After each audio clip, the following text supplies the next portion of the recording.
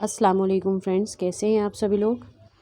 तो जैसा कि आप लोगों को मालूम है, मैं अक्सर आप लोगों के लिए प्रैक्टिस सेट लाती रहती हूँ, जिससे आप लोगों के एग्ज़ाम की तैयारी बनी रहे और आप मुस्तकिल प्रैक्टिस अपनी तैयारी को आगे बढ़ाते रहें प्रैक्टिस से। तो और मैं आपको एक बात और बता दूं कि हमारे यहाँ चॉक एंड डस्टर एकेडमी में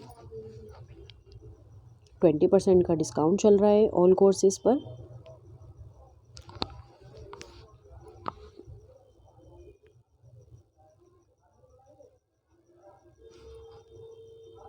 ऑल कोर्सेज़ पर 20% का डिस्काउंट चल रहा है, तो आप और वो डिस्काउंट हमारा इसी मंथ के लिए रहेगा। तो आप हमारा कूपन कोड है CAT20, इसको यूज़ कर सकते हैं और डिस्काउंट ले सकते हैं। जी, मैं आपको कोर्सेज़ भी बता दूं हमारे यहाँ कौन कौन से कोर्सेज़ चल रहे हैं। DSSB के, DSSB TGT के और UGC नेट के और UPLT ग्रेड के। ये सब हमारे यहाँ कोर्सेज़ ऑनगोइंग है, सब चल रहे हैं।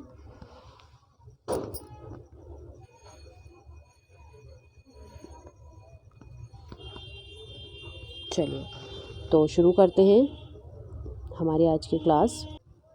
सवाल नंबर 1, मगरिबी हिंद की कितनी बोलियां हैं। इसके ऑप्शंस हैं। ऑप्शन 1 8, ऑप्शन 2 5, ऑप्शन 3 3 या ऑप्शन 4 4। कितनी बोलियां हैं मगरिबी हिंद की? इसका सही जवाब है ऑप्शन नंबर 2, 5 बोलियां हैं मगरिबी हिंद की।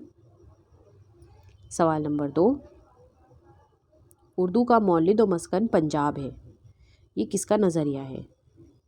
उर्दू का मौलिद और मस्कन पंजाब है, तो ये किसने कहा है? ये कौल किसका है? ऑप्शन है इसके। ऑप्शन 1 हाफिज़ महमूद शरानी, ऑप्शन 2 मसूद हुसैन ख़ान या ऑप्शन 3 मोहम्मद हुसैन आज़ाद या ऑप्शन 4 सैयद सुलेमान नदवी।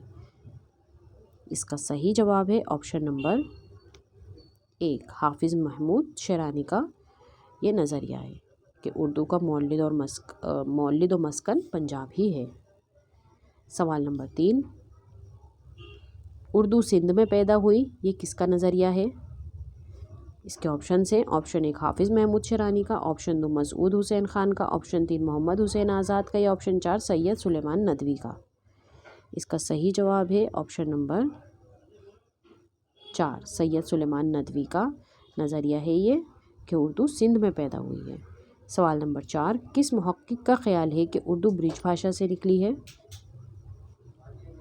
इसके ऑप्शन हैं। ऑप्शन 1 हाफिज़ महमूद शरानी का, ऑप्शन 2 मसूद हुसैन ख़ान का या ऑप्शन 3 मोहम्मद हुसैन आज़ाद या ऑप्शन 4 सैयद सुलेमान नदवी का। तो ये किसका ख्याल है, ये किसका मानना है कि उर्दू ब्रिज भाषा से निकली है? इसका सही जवाब है ऑप्शन नंबर 3, मोहम्मद हुसैन आज़ाद का मानना है ये। चलिए सवाल नंबर 5। सवाल नंबर 5, पत्ता पत्ता बूटा बूटा हाल हमारा जाने हैं, जाने न जाने गुल ही न जाने बाग तो सारा जाने हैं। मज़कूरा बाला शेर में किस सनअत का इस्तेमाल हुआ है? इसके ऑप्शन हैं। ऑप्शन 1 तौसी, ऑप्शन 2 मरातुल नज़ीर, ऑप्शन 3 तजनीस ताम या ऑप्शन 4 तलमी।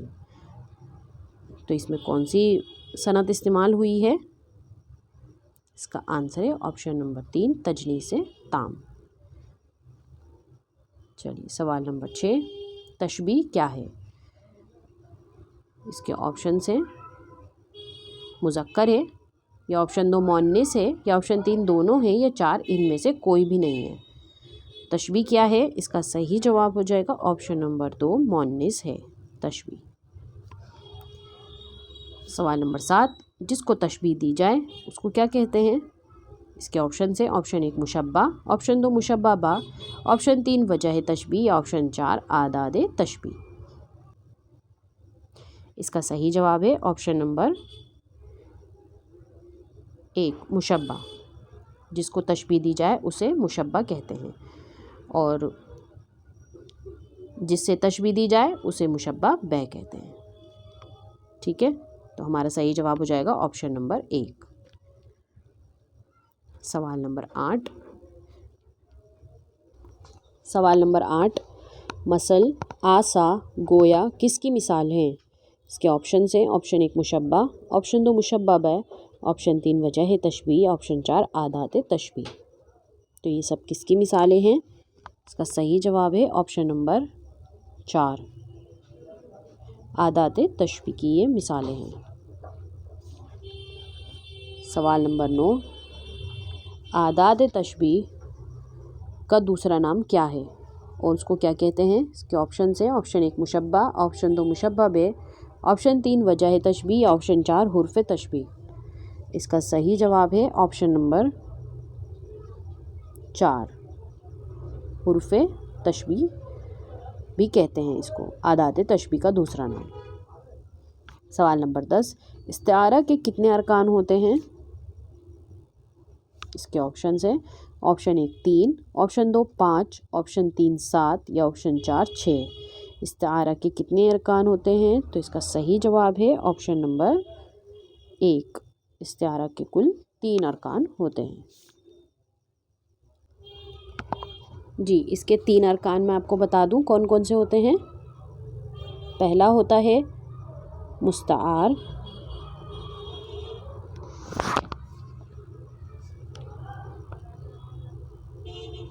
मुस्तार, दूसरा होता है मुस्तार लहू,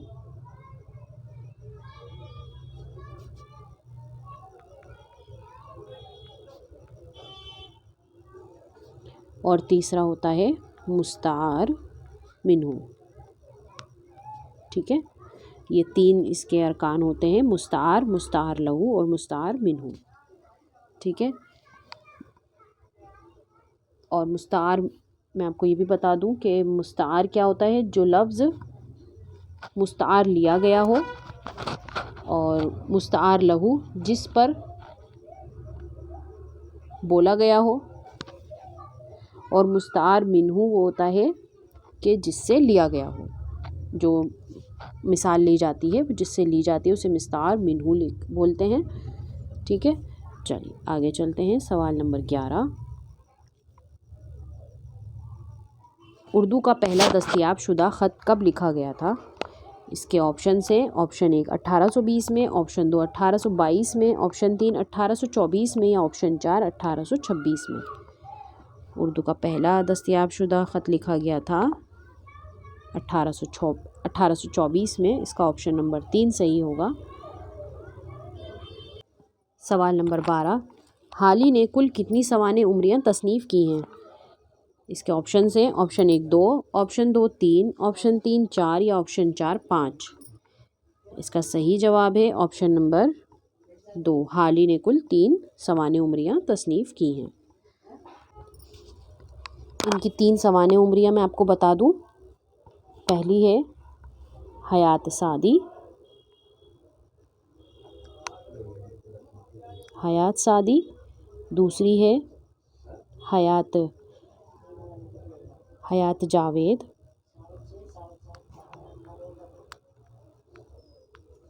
और तीसरी है यादगार गालिब। यादगार गालिब। ठीक है, ये 3 इन्होंने सवाने उम्रियाँ लिखी हैं। और हयात सादी में आपको बता दूं शेख शिराजी की सवाने उम्री लिखी है इन्होंने, हयात सादी। और हयात जावेद सर सैयद अहमद ख़ान की सवाने उम्री लिखी है, और यादगार गालिब की सवाने उम्री लिखी है इन्होंने। ठीक है, चलिए सवाल नंबर 13, मीर की खुदनविश सवाने उम्री का क्या नाम है? इसके ऑप्शन हैं, ऑप्शन 1 हयात जावेद, ऑप्शन 2 ज़िक्र मीर, ऑप्शन 3 इस आबाद खराबे में, या ऑप्शन 4 जमाल अमजद। इसका सही जवाब हो जाएगा ऑप्शन नंबर 2, ज़िक्र मीर। मीर ने अपनी खुदनविश्त लिखी थी जिसको ज़िक्र मीर का उन्वान दिया था इन्होंने। ठीक है, और हयात जावेद मैंने आपको अभी बताई है, ये सर सैयद अहमद ख़ान की सवाने उम्री है हयात जावेद। और इस आबाद खराबे में जो यहाँ पे है ये है अख्तरुल ईमान की खुदनविश्त। इन्होंने खुद ही लिखी थी ये, अपनी खुद नविश्त अख्तरुल ईमान ने इस आबाद खराबे में। ठीक है, चलिए सवाल नंबर 14 पे बढ़ते हैं। लिसानुल अस्र किस शायर को कहा जाता है?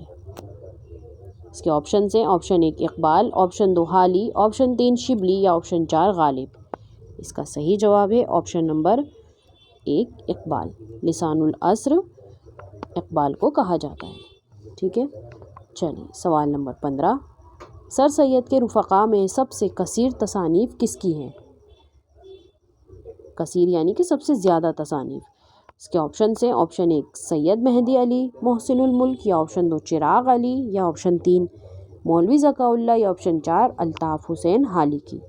इसका सही जवाब है ऑप्शन नंबर 4 अल्ताफ़ हुसैन हाली, क्योंकि इनके रुफ़क़ा में आते थे अल्ताफ़ हुसैन हाली, तो सबसे ज़्यादा तसानीफ़ इन्हीं की हैं। और अल्ताफ़ हुसैन हाली ने इनकी सवाने उम्री भी लिखी है और भी कई मज़ामीन लिखे हैं, और इसीलिए ये इनके रुफ़क़ा में भी आते हैं। चलिए सवाल नंबर 16। शायर के लिए मुफ़क्किर होना करार दिया है। इसके ऑप्शन हैं, ऑप्शन 1 T.S. एलियट ने, ऑप्शन 2 मैथ्यू आर्नोल्ड ने, ऑप्शन 3 स्पेंगॉन ने, ऑप्शन 4 वॉल्टर पीटर ने। इसका सही जवाब है ऑप्शन नंबर 2 मैथ्यू आर्नोल्ड ने शायर के लिए मुफ़क्किर होना करार दिया है। चलिए आगे देखते हैं सवाल नंबर 17। किसका कहना है कि शायरी पर तनकीद का हक़ सिर्फ शायरों का होना चाहिए? ये बात किसने कही थी? इसका सही जवाब, इसके ऑप्शन हैं, option 1 T.S. Elliott. I think मैंने आपको 17वें का जवाब नहीं बताया है, मैं इसका जवाब बता दूं आपको। मुफ़क्किर होना करार दिया है किसने? इसका सही जवाब है ऑप्शन नंबर 2। 16 का ऑप्शन नंबर 2 सही है, मैथ्यू आर्नोल्ड ने। ठीक है, चलिए सवाल नंबर 17। किसका कहना है कि शायरी पर तनकीद का हक़ सिर्फ शायरों का होना चाहिए? इसके ऑप्शन हैं, ऑप्शन 1 T.S. एलियट ने, ऑप्शन 2 कॉलरिज ने, ऑप्शन 3 लॉन जॉन्स ने या ऑप्शन 4 वॉल्टर पीटर ने। इसका सही जवाब है ऑप्शन नंबर 1। 17 का ऑप्शन नंबर 1 T.S. एलियट का कहना है ये। चलिए सवाल नंबर 18। उर्दू तनकीद का बाकायदा आगाज़ किस किताब से होता है? इसके ऑप्शन हैं, ऑप्शन 1 मुक़द्दमा शेर व शायरी, ऑप्शन 2 शेरुल अजम, ऑप्शन 3 हमारी शायरी या ऑप्शन 4 असाबात नफ़ी। इसका सही जवाब है ऑप्शन नंबर 1 मुक़द्दमा शेर व शायरी। बाकायदा आगाज़ जो होता है वो मुक़द्दमा शेर व शायरी से होता है उर्दू तनकीद का। चलिए सवाल नंबर 19। अंदाज़े गुफ्तगू क्या है? इसके ऑप्शन हैं, ऑप्शन 1 आले अहमद सुरूर, ऑप्शन 2 शमसुर रहमान फ़ारूक़ी, ऑप्शन 3 मोहम्मद हसन या ऑप्शन 4 कलीमुद्दीन अहमद। इसका सही जवाब है ऑप्शन नंबर 1 आले अहमद सुरूर। अंदाज़े गुफ्तगू आले अहमद सुरूर की लिखी हुई तसनीफ़ है। सवाल नंबर 20। न कोई अफसाना लिखा और ना ही कभी कोई इन्होंने शायरी की है। इसके ऑप्शन हैं, ऑप्शन 1 गोपी चंद नारंग ने, ऑप्शन 2 नियाज़ फ़तेहपुरी ने या ऑप्शन 3 अल्ताफ़ हुसैन हाली ने या ऑप्शन 4 शमसुर रहमान फ़ारूक़ी ने। इसका सही जवाब है ऑप्शन नंबर 1 गोपी चंद नारंग ने ना ही कभी कोई अफसाना लिखा और ना ही कभी शायरी की। सवाल नंबर 21। मीर तक़ी मीर की वफ़ात कहाँ हुई थी? इसके ऑप्शन हैं, ऑप्शन 1 दिल्ली में, ऑप्शन 2 आगरा में, ऑप्शन 3 लखनऊ में या ऑप्शन 4 कानपुर में। इसका सही जवाब हो जाएगा ऑप्शन नंबर 3 लखनऊ में। मीर तक़ी मीर की वफ़ात लखनऊ में हुई थी।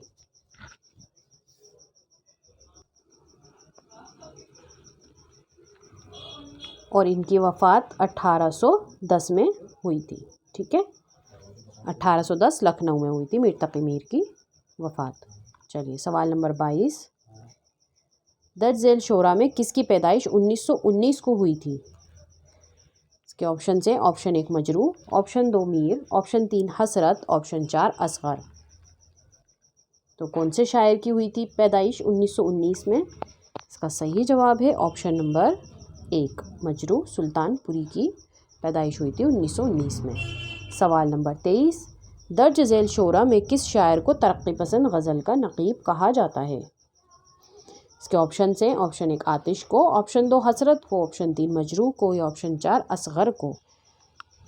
इसका सही जवाब है ऑप्शन नंबर 3, मजरू सुल्तानपुरी को ही तरक्की पसंद गज़ल का नकीब भी कहा जाता है।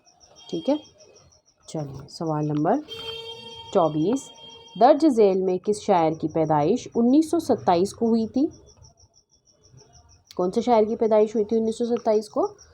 इसके ऑप्शन हैं, option 1 Khalilur Rahman Azmi, option 2 Mir, option 3 हसरत मोहानी की या ऑप्शन 4 असगर गोंडवी की।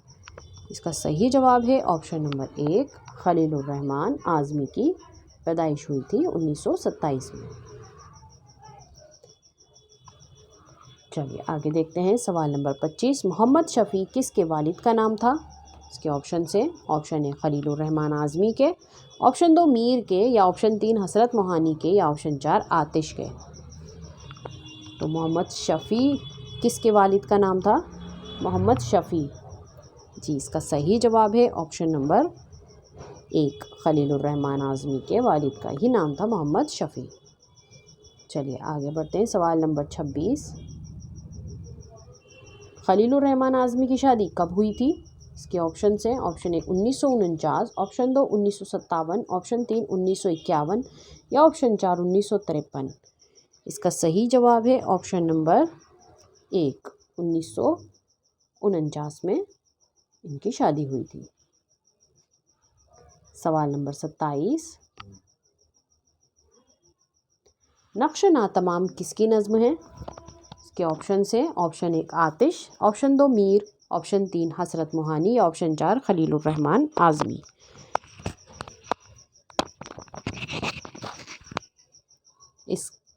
इसका सही जवाब है ऑप्शन नंबर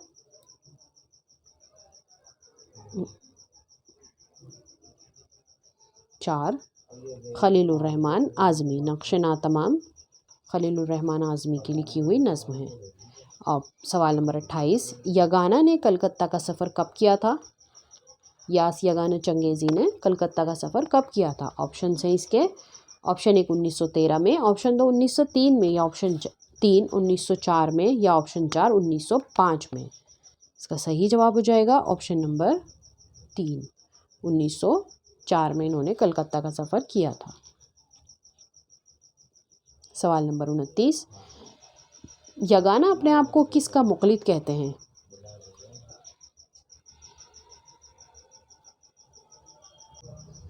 इसके ऑप्शन हैं, ऑप्शन 1 हसरत, ऑप्शन 2 मीर, ऑप्शन 3 आतिश या ऑप्शन 4 असगर। तो यगाना अपने आप को किसका मुक़लिद कहते थे? मुक़लिद यानी कि अपने आप को किसका मुरीद कहते थे? तो इसका सही जवाब है ऑप्शन नंबर 3 आतिश, खुद को आतिश का मुरीद कहते थे। सवाल नंबर 30, अली सिकंदर किसका असल नाम था? इसके ऑप्शन हैं, ऑप्शन 1 हसरत का, ऑप्शन 2 मीर का, ऑप्शन 3 जिगर का या ऑप्शन 4 असगर का। इसका सही जवाब हो जाएगा ऑप्शन नंबर 3, जिगर का असल नाम था अली सिकंदर। सवाल नंबर 31, किस शायर ने आतिश को उर्दू शायरी का हाफिज़ कहा है? कौन से शायर ने आतिश को उर्दू शायरी का हाफिज़ कहा है? ऑप्शन हैं इसके, ऑप्शन 1 अब्दुस्सलाम नदवी ने, ऑप्शन 2 दर्द ने, ऑप्शन 3 राम बाबू सक्सेना ने या ऑप्शन 4 शिबली नोमानी ने। इसका सही जवाब हो जाएगा ऑप्शन नंबर 1 अब्दुस्सलाम नदवी ने उर्दू शायरी का हाफिज़ कहा है आतिश को। ठीक है, सवाल नंबर 32, गालिब की तसनीफ़ दस्तंबू कब शाये हुई? इसके ऑप्शन हैं, ऑप्शन 1 1858 में, ऑप्शन 2 1862 में, ऑप्शन 3 1864 में या ऑप्शन 4 1868 में। इसका सही जवाब है ऑप्शन नंबर 1 1858 में इनकी दस्तंबू शाये हुई थी। चलिए सवाल नंबर 33, मोहम्मद तकी किसका शेर मोहम्मद तकी किस शोरा का नाम था? मोहम्मद तकी कौन से शायर का नाम था? इसके ऑप्शन थे, ऑप्शन 1 अज़मतुल्ला ख़ान, ऑप्शन 2 दर्द का, ऑप्शन 3 मीर का या ऑप्शन 4 शिबली नोमानी का। इसका सही जवाब है ऑप्शन नंबर 3 मीर तकी मीर का, मोहम्मद तकी। ठीक है। सवाल नंबर 34, गज़ल के मिसरे कैसे होते हैं? इसके ऑप्शंस हैं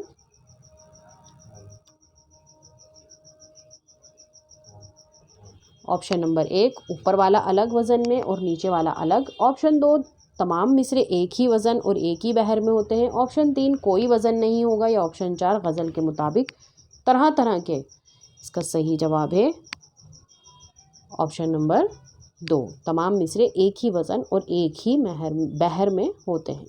ठीक है। ऑप्शन नंबर 2 इसका सही जवाब होगा। सवाल नंबर 35, गज़ल के दोनों मिसरे हम काफ़िया और हम रदीफ़ हों उसे क्या कहते हैं? जिस गज़ल में दोनों मिसरे हम काफ़िया हम रदीफ़ों से क्या कहते हैं? ऑप्शन 1 मक्ता, ऑप्शन 2 हुस्न मतला, या ऑप्शन 3 क़ताए बंद, या ऑप्शन 4 मतला। इसका सही जवाब है ऑप्शन नंबर 1 उसे मक्ता कहते हैं।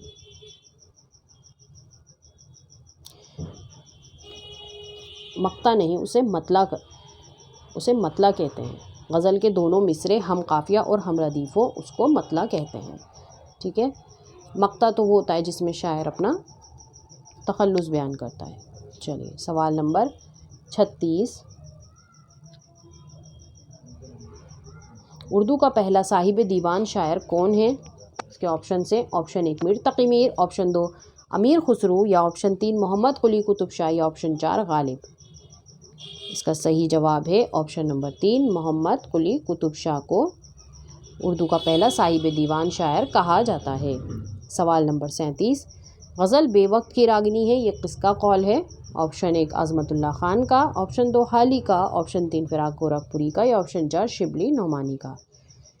तो इसका सही जवाब है ऑप्शन नंबर 2 ये हाली का कौल है कि गज़ल बेवक्त की रागिनी है।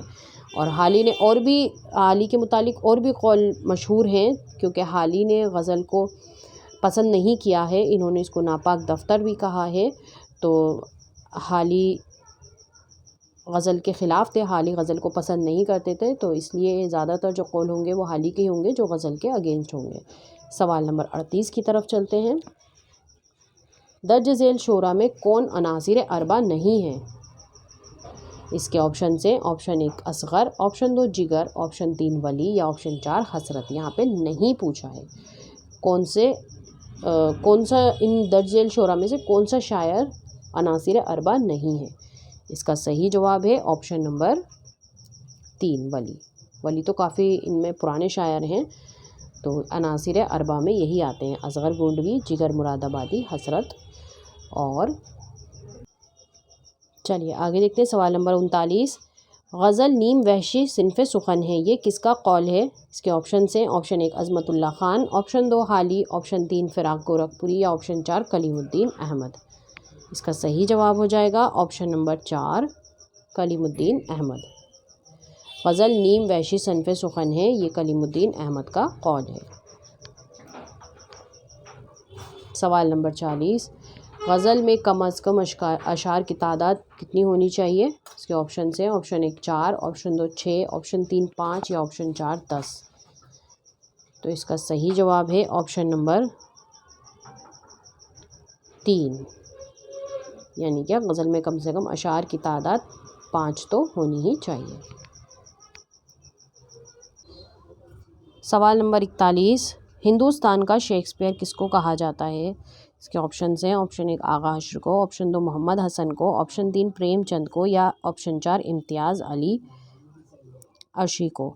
इसका सही जवाब है ऑप्शन नंबर 1 आगा हश्र काश्मीरी को हिंदुस्तान का शेक्सपियर कहा जाता है। सवाल नंबर 42, मुसव्विर फ़ितरत किसको कहा जाता है? इसके ऑप्शन हैं ऑप्शन 1 आगा हश्र को, ऑप्शन 2 मीर अमन को, ऑप्शन 3 हसन निज़ामी को, या ऑप्शन 4 अली सरदार जाफ़री को। इसका सही जवाब हो जाएगा ऑप्शन नंबर 3 ख्वाजा हसन निज़ामी को मुसव्विर फ़ितरत कहा जाता है। सवाल नंबर 43, मुसद्दस हाली किसकी फरमाइश पर लिखी गई थी?